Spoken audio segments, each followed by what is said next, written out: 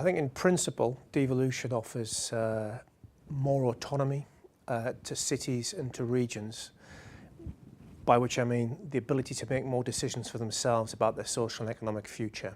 That's the prize which devolution offers. And at the moment, there's a lot of discussion about the opportunities that might flow from this.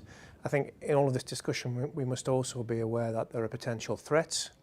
It's possible to devolve power to cities and regions, but not give them the resources to make those powers meaningful to meet the social and economic objectives of cities and regions. So I think we should always be careful to be judging where the opportunities and threats lie in this process.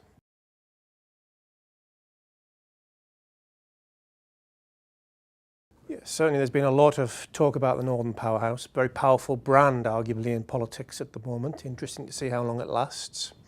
But I think there's a big discrepancy between the narrative around the Northern Powerhouse, the talk, the hype even, around the Northern Powerhouse, and the actual powers which are being devolved to cities and regions. I think there's a big discrepancy there. Really what's being devolved is quite small relative to the scale of the problem which has been identified, which is the need to rebalance the regional economies of the UK. So I think again, there's things to be thought about there very deeply. And I think, of course, all of this occurs in a context of austerity, where there's less and less resource available in order to effect any change. Well, as a brand, I think, you know, the Midlands engine, is that what it's called, isn't it? The Midlands engine of growth. Well, there you go, you see. I couldn't even remember what it was. I think the Northern Powerhouse has succeeded as a brand.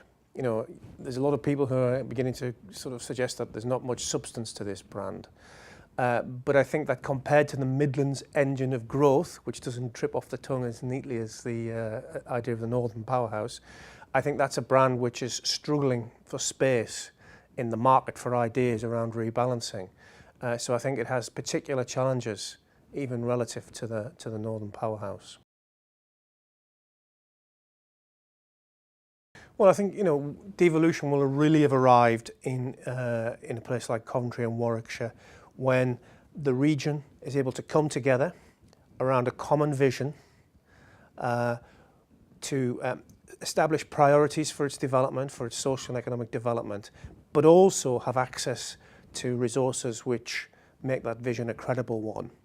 It's all very well having great plans for the future, but unless we're sure that we have the resources available to enact those plans, disillusion will set in very quickly around this whole agenda. And that's something I think that Coventry and Warwickshire should think carefully about.